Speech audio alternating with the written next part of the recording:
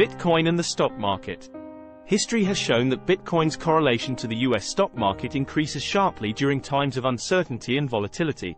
For instance, Bitcoin and the S&P 500 moved in tandem during the COVID sell-off in 2020.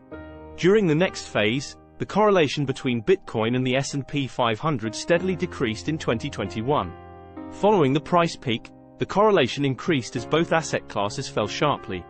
In fact, Bitcoin moved in lockstep with the NASDAQ 100 throughout a vast portion of 2022. It changed again in early 2023, when Bitcoin broke away from stocks in a 60% surge, defying market trends. Some analysts believe the fading correlation with the S&P 500 is good for the orange coin's price. They think that as Bitcoin becomes less correlated to traditional markets, it could become a more attractive asset for investors looking to diversify their portfolios. It is seen as a positive development for Bitcoin as it establishes the cryptocurrency as a distinct and maturing asset class rather than a speculative investment subject to the same market forces as stocks. Banking crisis. The problem started when rates were at historic lows. To find yield, banks decided to purchase long-dated treasuries. This locked away the bank's liquid funds. As the Fed went on the fastest hiking cycle in the history of the US, the value of the treasuries fell.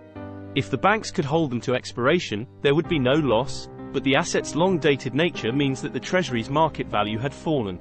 As people began taking their money out of banks such as Silicon Valley Bank, SVB, it forced the bank to sell more treasuries at a loss. Eventually, the losses led to a bank run that ultimately closed the bank. Banking is a confidence game. Without it, the financial system will collapse. The next to come was the threat of financial contagion. Contagion happens during financial unrest. Global financial markets are highly interconnected, so the fears of more bank failures can cause further bank runs. It translates to an increase in credit risk worldwide. This matters immensely to Bitcoin because the banking failures have thrown the asset class into the limelight as a genuine alternative to the existing financial system. Fed balance sheet increase. The US Fed has spent the past year decreasing its balance sheet by $700 billion. Within the space of 1 week, the Fed's balance sheet increased by $297 billion during mid-March 2023. That is nearly half of their efforts wiped out.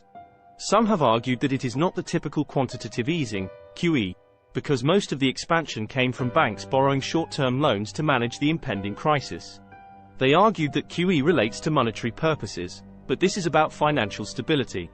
While this may be technically correct, the reality is that any increase to the Fed's balance sheet goes towards monetary debasement.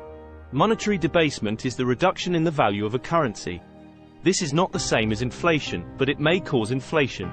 Think of an island that has $101 notes. When you debase the currency by creating another $101 notes, you have reduced the dollar's value by half. Inflation on food won't necessarily double because the island has land, building, metals and other assets to buy. That is why people have historically used gold as the ultimate hedge against debasement. For this reason, it doesn't matter what the purpose of the balance sheet increase is. What matters is that it is increasing. Additionally, one must not forget the massive US debt that requires servicing. The only way it can be serviced is through money printing, which pushes monetary debasement forward. $2 trillion. Further to the banking crisis, up to $2 trillion of liquidity may be injected into the US economy to backstop bank stability. Under the Bank Term Funding Program, the Fed has created a new bank lending arrangement that acts as a form of monetary easing. $2 trillion is only a tiny portion of the banking system's value, so if a bank run eventuates, it remains to be seen whether this is enough.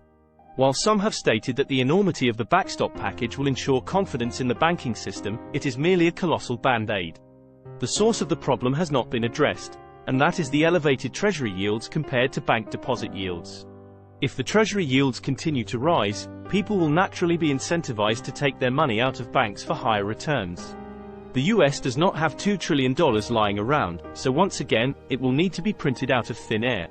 Irrespective of what the monopoly money is spent on, it is impossible to inject that much into the financial system and not have it impact asset prices. Impact of monetary debasement.